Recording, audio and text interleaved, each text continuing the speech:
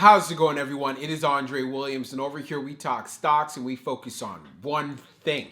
Always protect your profits. And you know what time it is. It is time for the joke of the day. If you're new to this channel, we do this 5 days out of the week. Maybe you had a long, maybe you had a stressful day, or maybe it was in market conditions while you came to watch this video, plus hear one of my corny jokes. Here it comes. What do you call a train carrying bubble gum?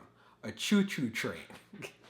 Stupid. But anyways, what we're going to be talking about today is OCGN finishing above $10. Of course, in my previous video, hey, I just wanted to see OCGN hold up the $9 level. And of course, we had the anticipation and as well as the FOMO that is starting to kick in. And I can't see a continuation of this. I won't waste any more time. Let's jump into the agenda. If you're new to this channel, I just want to let you know we have timestamps down below inside the description. But if you're a shareholder or you're thinking about taking a position, I highly suggest you watch this full entire video. So the first thing we're going to go over is the technical analysis. We're going to be taking a look at the overall price action. We want to know support. We want to know resistance, as well as a bearish case scenario and as well as in a bullish case scenario. So far, things are looking really good. And just like you, I want to see a continuation of this. And then we're going to go on Fintel, taking a look at the recent institutional ownership and as well as the short interest information. We know already when it comes to the short interest,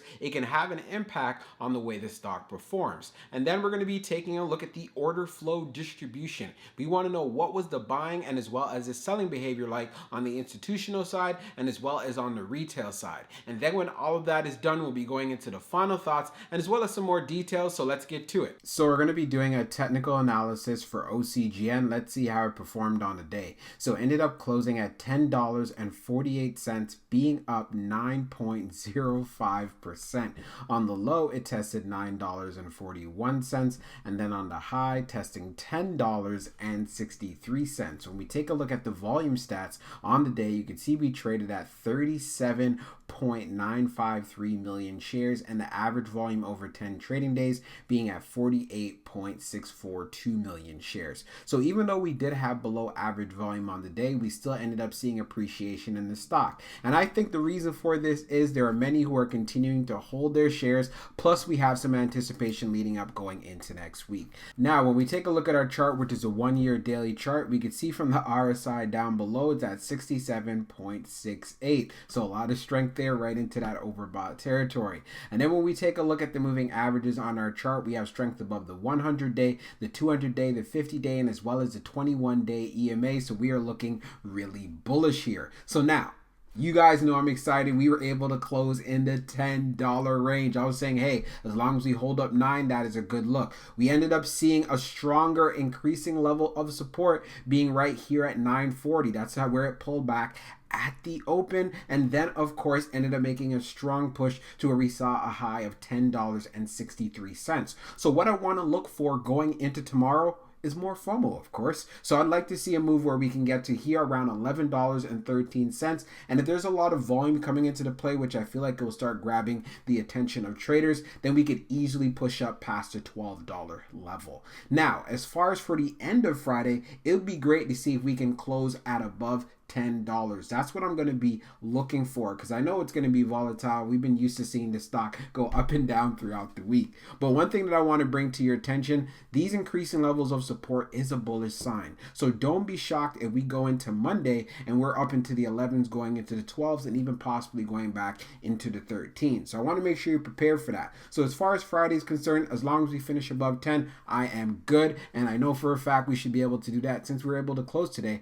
at $10.48. So let's see what happens. So we're going to take a look at the institutional ownership and short interest information for OCGN. So as we scroll down further on the page, green rows indicate new positions while red rows indicate closed positions. So what we could see here, most recent for October the 28th, we have small mid-cap equity fund that went in with their filing of 7,597. We also have Lehman and Ferralio that ended up closing out their positions. We also see UWM ProShares Ultra Russell 2000 42,000, purchasing just over 8,644 shares. And then we also have John Hancock Funds going in with just over 20,997 shares, to be exact, of course. And then we have ProShares Ultra Pro Russell 2000 going in with 13,348 shares. And then we have ProShares Hedge Replication ETF going in with 628 shares. So as you can see here, there were institutions that were loading up on shares of OCGN, and this is good to see. And keep in mind, these are the filing dates, not the date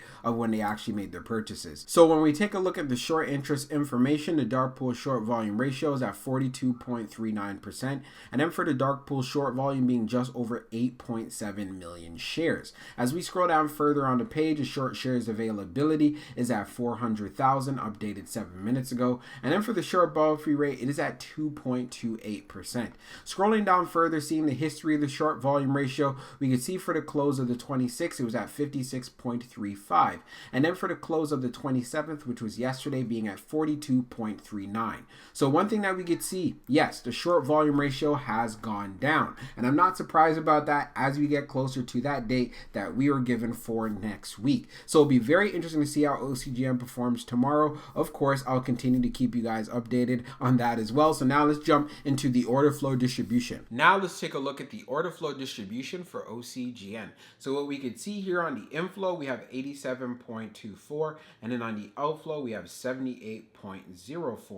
So what you could see, we ended up having an inflow day. When we take a look at the breakdown on the large, we had 0. On the medium, we had 61.73, and then on the small, we had 25.51. And keep in mind, this is in the millions. When we take a look at the outflow side, on the large, we had 0. On the medium, we had 54.46, and then on the small, we have 23.58. When we take a look at the large scale orders in the last 5 days, you can see for October the 28th, it ended up being 0 because we didn't see any large scale orders whatsoever. And when we take a look at the breakdown, we can see there is a lot of buying on the retail side than compared to selling. So there's a lot of demand for OCGN shares. And we also can see this clearly as well as on the medium side.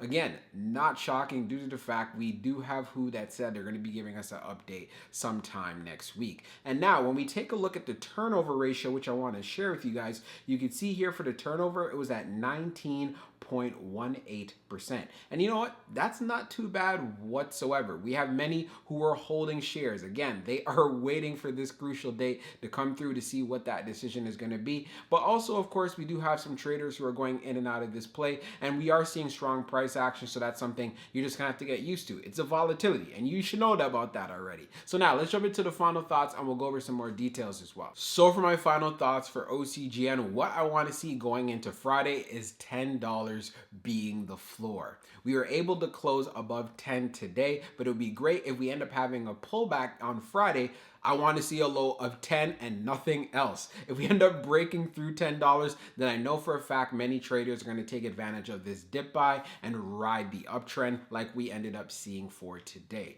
We are getting closer to that who date in regards to a decision, so this is why the price action has been fairly strong. And when we went on Fintel, taking a look at the short interest information, we can clearly see it continues to have short squeeze potential. So this is why I'm going to be looking to see a strong pop. We saw it already for the week when it got to the $13 range. So if we get the decision itself, I could see a lot more room for upside here, and this is why I want to bring it to your attention. And it's also crucial that you're doing your homework and you're doing your due diligence. And yes, I have heard about this because I know I'm going to be getting the questions. So what are your thoughts on the insider selling?